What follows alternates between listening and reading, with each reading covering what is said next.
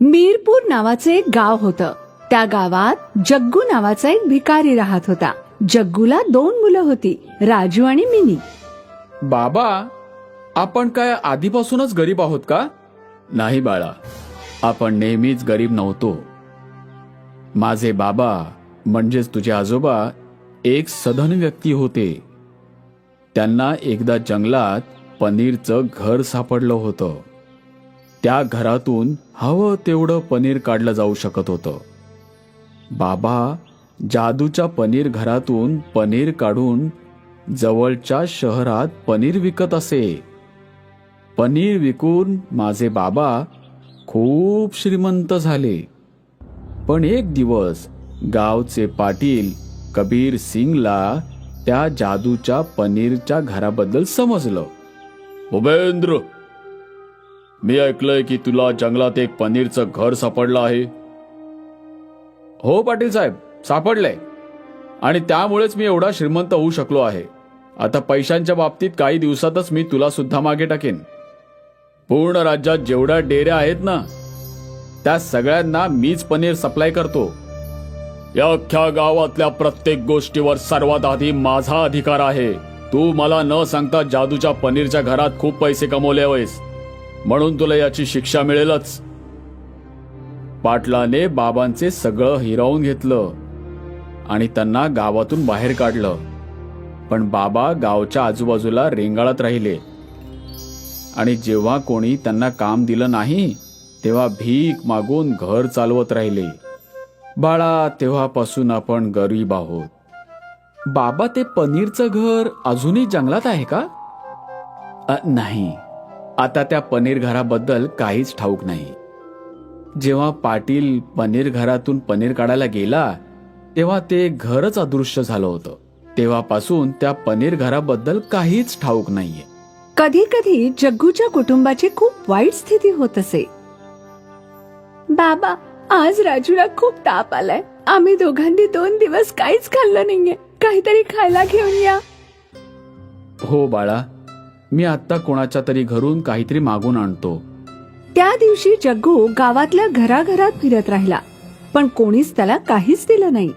जग्गू जेव्हा पाटलाच्या घराजवळ पोहोचला तेव्हा त्याला घरातून गरम गरम पराठ्यांचा सुगंध येत होता. पाटील साहेब, दरवाजा उघडा. मी जग्गू आहे. माझी मुलं आजारी आहेत आणि उपाशी आहेत. त्यांना काहीतरी खायला द्या. जग्गू, तू पुन्हा इथे आलास, निघून जा इथून, नाहीतर आता माझ्या नोकरांना सांगून तुला गावच्या बाहेर हाकलून देईन. तुला गावात राहू देतोय हेच माझे उपकार मान. पाटलाने त्याच्या नोकरांना पाठवण्याआधीच जग्गू रस्त्यात एका कोपऱ्यात लपून राहिला. काही वेळाने पाटील घराला कुलूप लावून त्याच्या माणसांसोबत कुठेतरी निघून गेला. जग्गूने विचार केला की तो त्याच्या मुलांसाठी अन्नाची चोरी करेल. भिंतीवरून उडी मारून जग्गू पाटलाच्या घरात घुसला. त्याने 5-6 पराठे चोरले आणि पळून गेला. त्या दिवशी जग्गूच्या कुटुंबाचं पराठ्यांनी पोट भरलं. भर दुपारी जेव्हा अख्ख्या गावात सामसूम होती आणि जग्गू आणि त्याची मुलं झोपली होती तेव्हा अचानक कोणीतरी जग्गूच्या घराचा दरवाजा तोडून टाकला. जग्गू आणि त्याची मुलं भीतीने थरथरू लागली. दरवाजात पाटील आणि त्याची माणसं हातात लाठ्या घेऊन उभे होते. जग्गू, तुझी हिंमत एवढी वाढली आहे की माझ्या घरात घुसून चोरी केलीस? सीसीटीव्ही कॅमेऱ्यामध्ये मी तुझ्या सगळ्या हालचाली पाहून आलो आहे. नोकरांनो, जग्गूला चांगला चोप द्या आणि या तिघांना गावातून बाहेर फेकून द्या. असं बोलून गावचा पाटील तेथून निघून गेला. पाटलाचे 2ही नोकर जग्गूला लाठ्यांनी मारू लागले. राजू आणि मिनी त्याच्या वडिलांना असा मार खाताना पाहू शकत नव्हते. दोघांनी आपापली बेचकी घेतली आणि त्या 2ही नोकरांच्या बरोबर डोक्यावर बेचकीने दगड मारला. दोघेही आपापले डोके धरून बसले. अरे मारला रे! बाबा, चला लवकर पळूया. तिघेही घर सोडून जंगलाकडे पळाले. पाटलाची 2ही माणसं त्यांच्या मागे मागे पळाली. जग्गू, कुठपर्यंत पळशील? तुला आणि तुझ्या मुलांना मी सोडणार नाही. पाटलाची माणसं घायाळ सिंहांसारखे जग्गू आणि त्याच्या मुलांच्या मागे धावत होते. हे आपल्यावर काय संकट आले पप्पा, आता काय करायचं? जग्गूला वाटत होतं की तो आणि त्याची मुलं वाचूच शकणार नाही. तेव्हाच अचानक जग्गू आणि त्याच्या मुलांना पनीरचं घर दिसलं. तिघेही पनीरच्या घरात घुसले. पनीरच्या घरापर्यंत पाटलाची माणसं पोहोचण्याआधीच पनीरचं घर अदृश्य झालं. पनीरच्या घरात तुमचं सगळ्यांचं स्वागत आहे. या जादूच्या घरात तुम्ही हवं तेवढं पनीर काढू शकता. काय ते तुम्हीच जुनं पनीरचं घर आहात का, जे माझ्या बाबांना सापडलं होतं? हो, मी तेच आहे.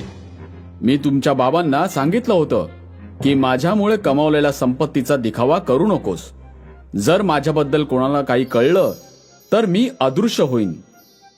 पण तुझ्या बाबांनी ऐकलं नाही आणि शेवटी पाटलाला माझ्याबद्दल सगळं कळलं आणि मग मला अदृश्य व्हावं लागलं. तू ही चूक करू नकोस जी तुझ्या बाबांनी केली होती. नाही, मी चूक कधीच करणार नाही आणि तुमच्याबद्दल कोणालाच सांगणार नाही. पण मी न सांगताच कोणाला तुमच्याबद्दल कळलं तर काय होईल मग? तू त्याची काळजी करू नकोस, मी सगळं सांभाळून घेईन. सर्वात आधी जग्गू आणि त्याच्या मुलांनी पोट भरून पनीर खाल्लं.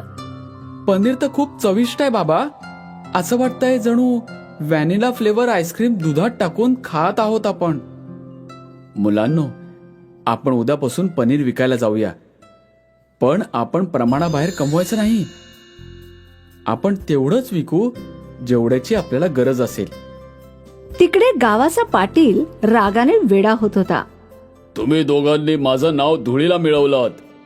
आता दोघही आपलं डोकं जखमी करून आला आहात आणि म्हणालात की ते तिघे अचानक जंगलात अदृश्य झाले. आता मला रंग आणि मुन्नाला पाठवावंच लागेल. पाटलाने त्याच्या माणसांना जंगलाच्या बाहेर पहारा ठेवायला सांगितलं. पाटलाच्या माणसांनी पाहिलं की जग्गू, राजू आणि मिनी रोज पनीर घेऊन बाजारात विकायला जातात. त्यांनी ही गोष्ट जाऊन पाटलाला सांगितली. मागल्या वेळी ते पनीर घर कुणास ठाऊक कुठे अदृश्य झालं होतं. या वेळेला मला कोणत्याही परिस्थितीत पाहिजे म्हणजे पाहिजे. दुसऱ्या दिवशी जसं जग्गूचं कुटुंब जंगलातून बाहेर पडलं, पाटलाने त्यांना पकडलं आणि तिघांचे हात बांधून टाकले. आता तुम्ही मुकाटाने मला त्या पनीरच्या घराजवळ घेऊन जायचंय, नाहीतर मी तुमचे असे हाल करेन की तुम्ही स्वतःलाच ओळखू शकणार नाहीत. जग्गू, राजू आणि मिनी पाटलाला अनेक तास फिरवत राहिले, पण पनीरच्या घराजवळ घेऊन गेले नाहीत. जग्गू, खूप वेळ झाला. मला वाटतंय तू मला मूर्ख बनवतायस. नोकरांनो, याच्या मुलांना खोल तलावात फेकून द्या. नाही नाही, नको नको, असं काही करू नका. मी घेऊन जातो. शेवटी जग्गू पाटलाला घेऊन पनीरच्या घराजवळ आला. तर हे आहे पनीरचं घर. नोकरांनो, या लोकांना झाडाला बांधून टाका. आपण पनीर घराच्या आत फिरायला जाऊया. जसे तिघे आत शिरले, ढीगभर पनीर त्यांच्या अंगावर पडलं. पाटील आणि त्याची माणसं पनीरच्या ढिगाखाली दबले गेले. कोणीतरी वाचवा, कोणीतरी मला बाहेर काढा. माझा श्वास बंद झालाय, माझा जीव घुसमटतोय. आधी वचन दे पाटील की तू कधी जग्गूच्या कुटुंबाला त्रास देणार नाहीस आणि मला कधीही शोधणार नाहीस. ठीक आहे, मी वचन देतो. मी गावातल्या कोणत्याच व्यक्तीला त्रास देणार नाही. आता मला वाचवा, वाचवा. मग पाटलाच्या अंगावर पडलेला पनीरचा ढीग अदृश्य झाला. पाटील आणि त्याच्या माणसांनी जग्गू, राजू आणि मिनीला सोडून दिलं आणि मग त्यांच्या घरी ते पळून गेले. अब्दुल एक आचार्य होता जो सुलतान मियाच्या हॉटेलात तंदुरी बनवायचा. भाऊ, मला एक तंदूर पार्सल द्या जरा. हो, आता देतो. तुमच्या हाताची तंदुरी लाजवाब आहे अब्दुल मिया. मी बऱ्याच हॉटेलांमध्ये तंदुरी खाल्लीये, पण तुमच्या हाताला जी काय चव आहे ती अशी चव कुठेच नाहीये. धन्यवाद. तुम्हाला माझी तंदुरी पसंत आली, एवढंच बस मला. अब्दुल बरीच वर्ष याच हॉटेलात काम करायचा. सगळं ठीक होतं. मग एक दिवस सुलतान मियाचा मुलगा अफजलने हॉटेल सांभाळायला सुरुवात केली. भाई, तुमच्या हॉटेलच्या तंदुरी बद्दल काय बोलावं काय? हो हो हो हो, मला माहित आहे. बरेच ग्राहक अब्दुल मियाच्या तंदुरीची तारीफ करत असतात. हे ऐकून अब्दुल हसला. त्याला अफजलच्या डोक्यात चाललेल्या विचारांचा पत्ताच नव्हता. अफजलने विचार केलेला की तंदुरी काउंटर मोठा करायचा आणि अजून बरेच आचारी ठेवायचे. अब्दुल भाई, आता तुम्हाला सुद्धा दुसऱ्या आचारांना तुमच्यासारखी तंदुरी बनवायला शिकवावं लागेल. त्यांचं काय, मी तंदुरी काउंटर मोठा करणार आहे, म्हणजे जास्तीत जास्त ऑर्डर घेऊ शकू म्हणून. जी नक्की, मी सगळ्या आचार्यांना शिकवीन. हे ऐकून अफजल खुश होता. काही दिवसांनी तंदुरी काउंटर मोठा झाला. अजून 2 आचारी काउंटरवर आले, अल्ताफ आणि अरबाज. आता मला लक्ष देऊन बघा आणि शिका. जर माझ्यासारखी तंदुरी चांगली बनवाल तर ग्राहक तुमचीही तारीफ करतील. अब्दुल दोघांना चांगल्या पद्धतीने तंदुरी बनवायला शिकवू लागला. काही दिवसातच ते दोघंही अब्दुल सारखी तंदुरी बनवायला शिकले. आशा करतो की तुमचं हॉटेल आता दिवसेंदिवस जास्त प्रगती करत राहील. तुमची दुआ मानली जाऊ अब्दुल मिया. अब्दुलने चांगल्या मनाने त्या 2 आचार्यांना तंदुरी बनवायला शिकवलं. पण अफजल खूप बेरकी होता. त्याच्या डोक्यात फक्त पैसे कमवायचं भूत सवार होतं. त्यासाठी त्याने एका नवीन पोल्ट्रीवाल्याशी सौदा केला. हा पोल्ट्रीवाला अफजलला मेलेल्या कोंबड्या स्वस्तात विकत होता. यामुळे अफजलचा नफा वाढत होता. तंदुरी काउंटर मोठा झाल्याने ग्राहकही वाढले होते. सगळं ठीक ठाक चाललेलं. पण एक दिवस जेव्हा अब्दुल रात्री उशिरापर्यंत हॉटेलमध्ये होता, तेव्हा हॉटेलचे मालक सुलतान तिथे आले. बेटा अफजल, कसं चाललंय हॉटेल? छान अब्बा. मी ऐकलंय की तू पोल्ट्रीवाला बदलला आहेस. हो अब्बा, हा नवीन पोल्ट्रीवाला आपल्याला कमी किमतीत कोंबड्या देतोय. अच्छा, पण ते कसं काय? कारण त्या कोंबड्या आधीच मेलेल्या आहेत. अरे देवा, ही काय गुस्ताखी करतोयस बाळा? हे चुकीचं आहे. असं पाप करू नकोस. जर आपली तंदुरी खाऊन कोणी आजारी पडलं तर देव आपल्याला अजिबात माफ नाही करणार बाळा. असं काही होणार नाही अब्बा. सगळे हॉटेलवाले हेच करतात. माझ्या सगळ्या मित्रांच्या हॉटेलात असंच असतं. आतापर्यंत कोणी आजारी पडलेलं नाही आणि पुढेही पडणार नाही. माझं काम होतं तुला समजावणं. पुढे तुझी मर्जी. आता हे हॉटेल तुझं आहे आणि तू याचा मालक आहेस. चांगला किंवा वाईट हा तुझा निर्णय आहे. ठीक आहे? सुलतान मिया तिथून निघून गेले. हे सगळं बोलणं अब्दुलने ऐकलेलं. काही वेळाने तोही आपल्या घराकडे निघून गेला. रात्री अब्दुल हेच प्रकरणाबद्दल विचार करत होता. मी अशा जागी काम करू शकत नाही जिथे लोकांच्या तब्येतीला वेशीवर टांगलं जातं. हे अगदी चुकीचं आहे. पण अफजल मिया माझं ऐकणार नाहीत. यातच भलं आहे की मी हे काम सोडून देईन. अब्दुलने ठरवलेलं की तो सुलतानच्या हॉटेलमध्ये आचार्याचं काम सोडून देणार. दुसऱ्या दिवशी तो हॉटेलात गेला. मी काल सर्व ऐकलेलं होतं. माझी सत्सद विवेक बुद्धी मला इथे काम करून देत नाहीये. मी या हॉटेलला सोडून जातोय. ठीक आहे, तुला काय वाटतं? तू गेल्याने माझं हॉटेल बंद होईल? अजिबात नाही. पण तुला कधी दुसऱ्या कोणत्याही हॉटेलमध्ये काम मिळणार नाही हे नक्की अब्दुल मिया. चालेल मला. मी बिनकामाचा राहीन, पण बेईमानीमध्ये भागीदार नाही होणार. अब्दुल हे बोलून तिथून निघून गेला. त्याने बऱ्याच हॉटेलात नोकरी शोधली, पण त्याला कुठेच नोकरी मिळाली नाही. थकून एक दिवस तो त्याचा मित्र मुस्तफाच्या सायकलच्या दुकानावर बसलेला. काय झालं भाऊ? आजही काम नाही मिळालं का? नाही मित्रा, आता काय करू तेच कळत नाहीये. मला तंदुरी बनवण्याशिवाय अजून कोणतं काम येतच नाही. तुला कोण म्हणतंय की दुसरं काहीतरी कर?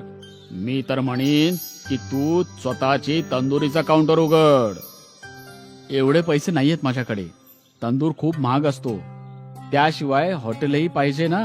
मग त्याचं भाडं, एवढं सगळं कुठून करणार? तुझ्या दोन्ही प्रॉब्लेमचा एकच इलाज आहे माझ्याकडे. थोडी वाट बघ. मुस्तफाने सायकलची 2 चाकं आणली आणि त्यात भोकं करून त्यातून एक सळई टाकली. हे तयार आहे. हे काय? समजावतो. मुस्तफाकडे एक हातगाडी होती. मुस्तफाने हातगाडीच्या वर पत्रा ठोकला आणि मग हा तंदूर त्या हातगाडीवर ठेवला. आता याच्या खाली जळणारे कोळसे ठेव आणि याला फिरवून फिरवून तंदुरी बनव. अरे वा, हे तर मस्त आहे. तुला कसं हे सुचलं? बस तुझी मदत करायची होती ना, म्हणून सुचलं. धन्यवाद धन्यवाद मित्रा. दुसऱ्या दिवसापासून अब्दुलने हातगाडीवरून तंदुरी विकायला सुरुवात केली. अब्दुल तंदुरी बनवण्यात उस्ताद होता. हॉटेल नसल्याने त्याने तंदुरीची किंमतही कमी ठेवलेली. मुस्तफाच्या चालत्या फिरत्या ठेल्यावर ग्राहकांची नेहमी गर्दी असायची.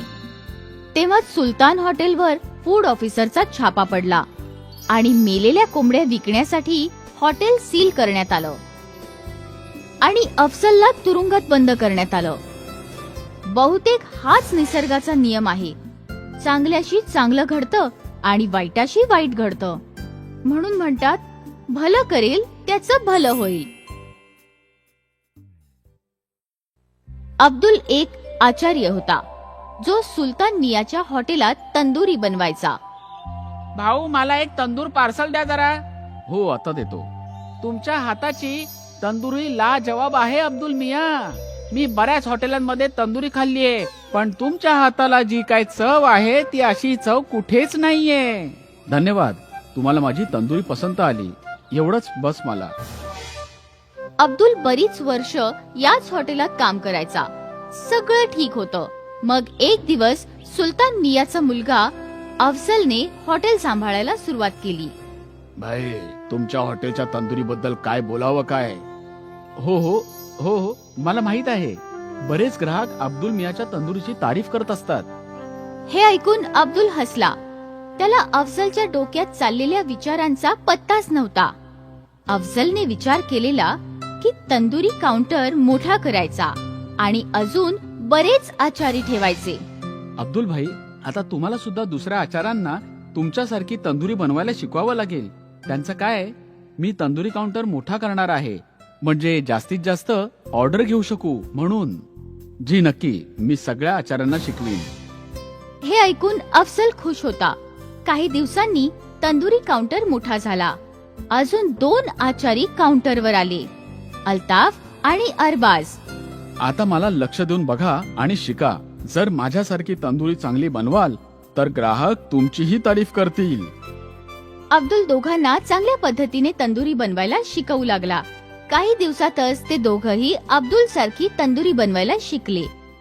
आशा करतो की तुमचं हॉटेल आता दिवसेंदिवस जास्त प्रगती करत राहील. तुमची दुआ मानली जाऊ अब्दुल मिया. अब्दुलने चांगल्या मनाने त्या 2 आचार्यांना तंदुरी बनवायला शिकवलं. पण अफजल खूप बेरकी होता. त्याच्या डोक्यात फक्त पैसे कमवायचं भूत सवार होतं. त्यासाठी त्याने एका नवीन पोल्ट्रीवाल्याशी सौदा केला. हा पोल्ट्रीवाला अफजलला मेलेल्या कोंबड्या स्वस्तात विकत होता. यामुळे अफजलचा नफा वाढत होता. तंदुरी काउंटर मोठा झाल्याने ग्राहकही वाढले होते. सगळं ठीक ठाक चाललेलं. पण एक दिवस जेव्हा अब्दुल रात्री उशिरापर्यंत हॉटेलमध्ये होता तेव्हा हॉटेलचे मालक सुलतान तिथे आले. बेटा अफजल, कसं चाललंय हॉटेल? छान अब्बा. मी ऐकलंय की तू पोल्ट्रीवाला बदलला आहेस. हो अब्बा, हा नवीन पोल्ट्रीवाला आपल्याला कमी किमतीत कोंबड्या देतोय. अच्छा, पण ते कसं काय? कारण त्या कोंबड्या आधीच मेलेल्या आहेत. अरे देवा, ही काय गुस्ताखी करतोयस बाळा? हे चुकीचं आहे. असं पाप करू नकोस. जर आपली तंदुरी खाऊन कोणी आजारी पडलं तर देव आपल्याला अजिबात माफ नाही करणार बाळा. असं काही होणार नाही अब्बा. सगळे हॉटेलवाले हेच करतात. माझ्या सगळ्या मित्रांच्या हॉटेलात असंच असतं. आतापर्यंत कोणी आजारी पडलेलं नाही आणि पुढेही पडणार नाही. माझं काम होतं तुला समजावणं. पुढे तुझी मर्जी. आता हे हॉटेल तुझं आहे आणि तू याचा मालक आहेस. चांगला किंवा वाईट हा तुझा निर्णय आहे. ठीक आहे? सुलतान मिया तिथून निघून गेले. हे सगळं बोलणं अब्दुलने ऐकलेलं. काही वेळाने तोही आपल्या घराकडे निघून गेला. रात्री अब्दुल हेच प्रकरणाबद्दल विचार करत होता. मी अशा जागी काम करू शकत नाही जिथे लोकांच्या तब्येतीला वेशीवर टांगलं जातं. हे अगदी चुकीचं आहे. पण अफजल मिया माझं ऐकणार नाहीत. यातच भलं आहे की मी हे काम सोडून देईन. अब्दुलने ठरवलेलं की तो सुलतानच्या हॉटेलमध्ये आचार्याचं काम सोडून देणार. दुसऱ्या दिवशी तो हॉटेलात गेला. मी काल सर्व ऐकलेलं होतं. माझी सतसत विवेक बुद्धी मला इथे काम करून देत नाहीये. मी या हॉटेलला सोडून जातोय. ठीक आहे, तुला काय वाटतं? तू गेल्याने माझं हॉटेल बंद होईल? अजिबात नाही. पण तुला कधी दुसऱ्या कोणत्याही हॉटेलमध्ये काम मिळणार नाही हे नक्की अब्दुल मिया. चालेल मला. मी बिनकामाचा राहीन, पण बेईमानीमध्ये भागीदार नाही होणार. अब्दुल हे बोलून तिथून निघून गेला. त्याने बऱ्याच हॉटेलात नोकरी शोधली, पण त्याला कुठेच नोकरी मिळाली नाही. थकून एक दिवस तो त्याचा मित्र मुस्तफाच्या सायकलच्या दुकानावर बसलेला. काय झालं भाऊ, आजही काम नाही मिळालं का? नाही मित्रा, आता काय करू तेच कळत नाहीये.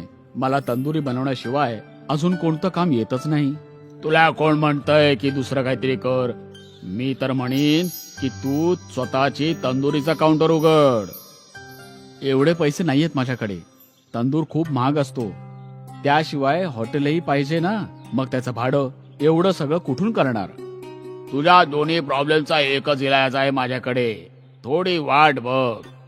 मुस्तफाने सायकलची 2 चाकं आणली आणि त्यात भोकं करून त्यातून एक सळई टाकली. हे तयार आहे. हे काय? समजावतो. मुस्तफाकडे एक हातगाडी होती. मुस्तफाने हातगाडीच्या वर पत्रा ठोकला आणि मग हा तंदूर त्या हातगाडीवर ठेवला.